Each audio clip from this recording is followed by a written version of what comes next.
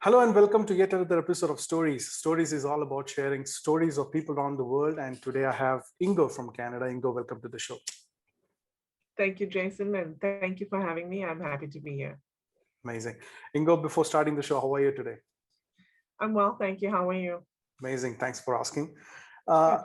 for the audience, little bit, we want to know about your background, your current association. What are you currently involved in? What are you doing out there in Canada? Well, currently I am working as an entrepreneur. Yeah. Um, I have a lot of experience working in corporate, Hmm. and I just established my business in August of 2020.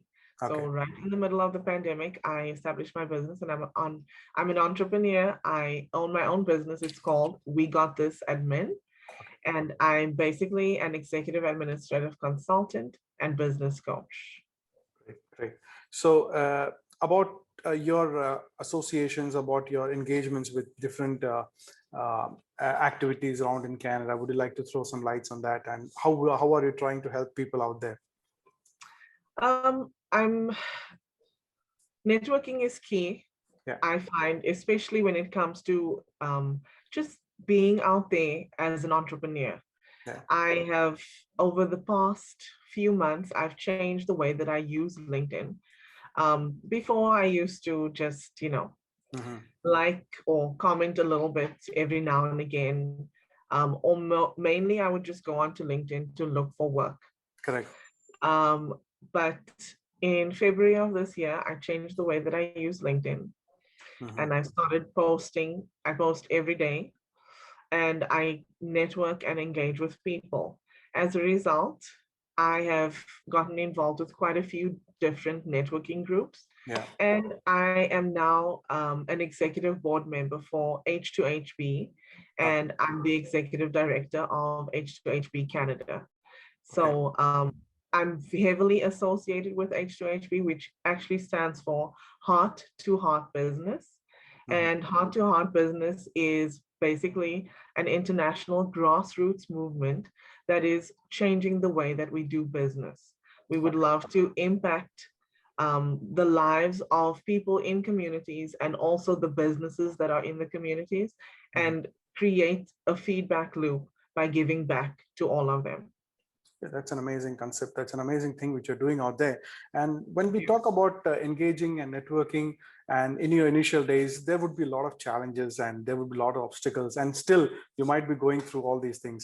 How would you like to categorize or maybe differentiate challenges from success, or maybe see challenges from a different angle and make use of all the opportunities?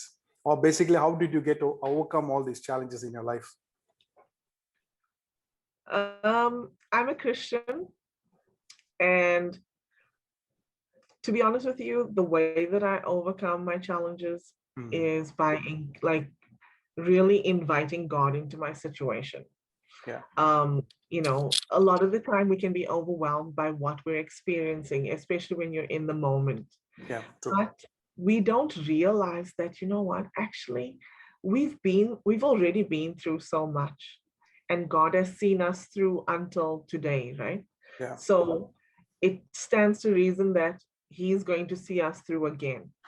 One other thing that we don't realize too is that the road to success Hmm. is filled with steps which are failures. Yeah. One example is Thomas Albert Edison, when he created the light bulb. What we don't know is that in his steps to create the light bulb, he failed 999 times.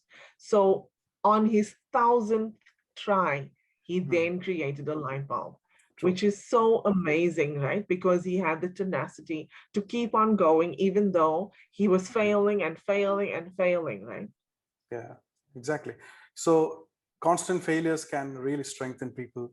And my next question would be attached to that. What is your success statement, or what is your success strategy?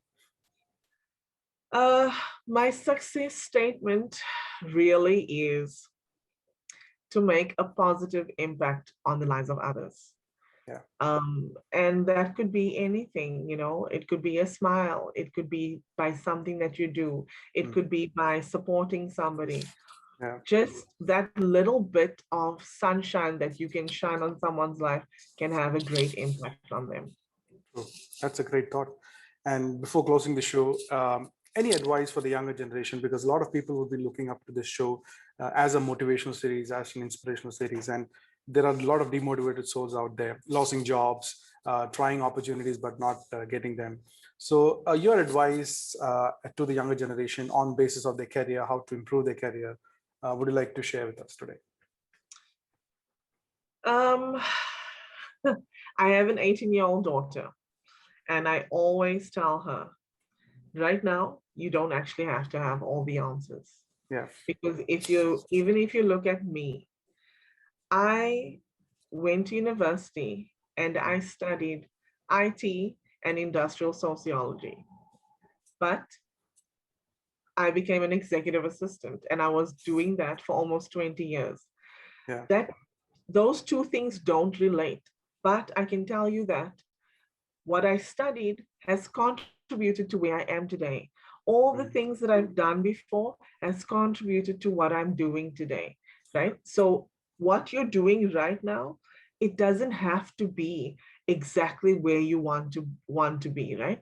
Yeah. Right now, you have to realize that it's a journey, not a destination.